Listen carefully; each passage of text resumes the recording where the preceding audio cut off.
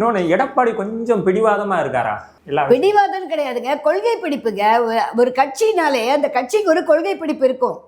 எதை வேணா வந்து அட்ஜஸ்டபிளா விட்டு கொடுத்து போறதுன்றது கட்சி கிடையாது. கட்சியோட தலைமைனாக்க இப்போ அம்மா கிட்ட போய் இவங்க இப்படி சொல்ல முடியுமா? அம்மா இன்னைக்கு உயிரோட இருந்துட்டாங்கன்னா புரட்சி தலைவி அம்மா கிட்ட போயிட்டு இந்த மாதிரி இவங்க பண்ண முடியுமா?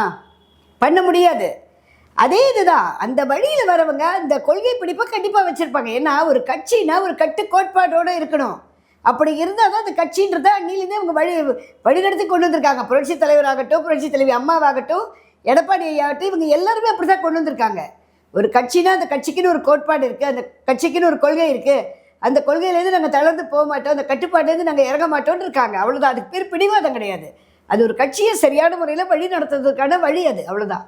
இன்னொன்று என்னன்னு பார்த்தீங்கன்னா, ஒருங்கிணைந்த அதிமுக உருவாக்குனா திரும்ப எடப்பாடி அவர்களால பொதுச் செயலாளராக இருக்க முடியாது, அதனால தான் அவங்க வந்து இவர்களெல்லாம் சேர்க்க மாட்டேங்கிறாரு அப்படிங்கிற ஒரு விமர்சனம் இருக்கு. கிடையவே கிடையாதுங்க. ஏற்கனவே எல்லாரும் ஏற்றுக்கிட்டதாக அவரை பொதுச் செயலாளராக ஆக்கியிருக்காங்க. அதனால வந்து அப்படி ஒரு ரூமர் வந்ததுன்னா அது உண்மையே கிடையாது. ஏன்னா இன்னைக்கு அனைத்து இந்திய அண்ணா திராவிட முன்னேற்ற கழகத்தை தலைவர் எந்த அளவுக்கு சிறப்பாக வழிநடத்தி கொண்டு போயிட்டு இருக்காரு, எந்த அளவுக்கு அதில் செயல்பாடுகள் நடந்துட்டு இருக்குன்றது எல்லாருக்குமே தெரியும். அப்படி இருக்கும்போது அதிருப்தி எப்படிங்க வரும்? அதில் பொதுச் செயலாளரை அவராகவே கேட்டு வாங்கலை பதவி, அவரை உருவாக்கி கொடுத்தாங்க.